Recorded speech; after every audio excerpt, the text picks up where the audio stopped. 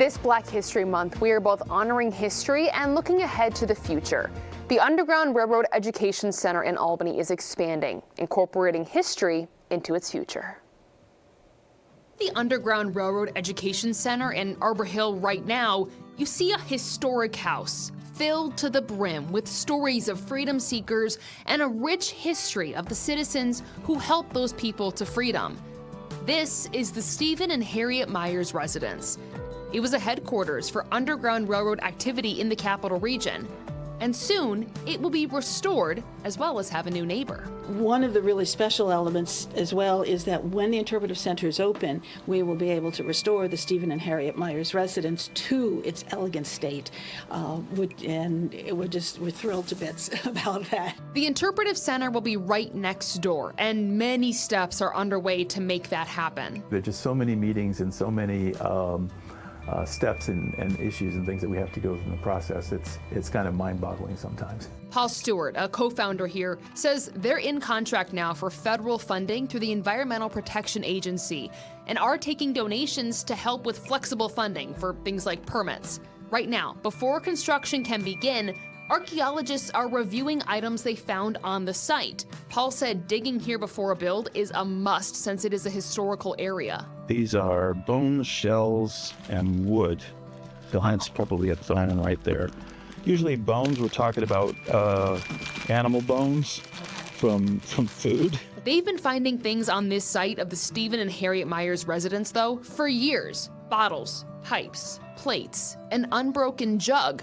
A rare find. 9 times out of 10, everything that comes out of the ground is broken. Yeah. But this one was not broken. So how that happened, I don't know. If state archaeologists give the okay, you could start seeing construction progress in the next couple of months. And the space, a mix of the new and the old. It'll be a zero greenhouse gas emission building, incorporating a historic timber barn frame from Fort Plain, New York in Montgomery County. There are 2 reasons that this is so important to us. One is this is a significant portion of New York State history, and so we're keeping that piece of history here. Mm-hmm. But the other thing is that this is a timber frame that comes from a farm that was worked by people who were enslaved. And so for us, that's a very important piece of New York State's history that we need to continue to speak about and teach about. A very real, bold sign of what was. When this timber frame is standing boldly in the assembly hall of the Interpretive Center,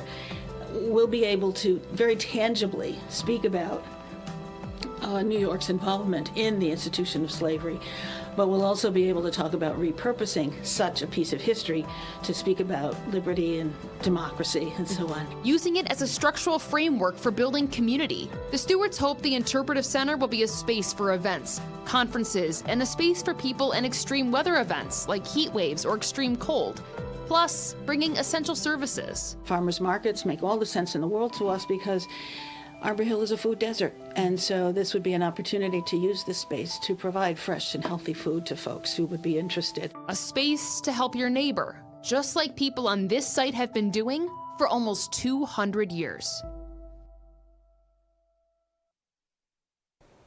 And there is a hope that when the commercial kitchen is up and running, they can help small businesses, but also make recipes that belong to the people of the late 1800s, a very real way of bringing history to life. Coming up at 6, we're going to talk about when you can expect all of that to be finished.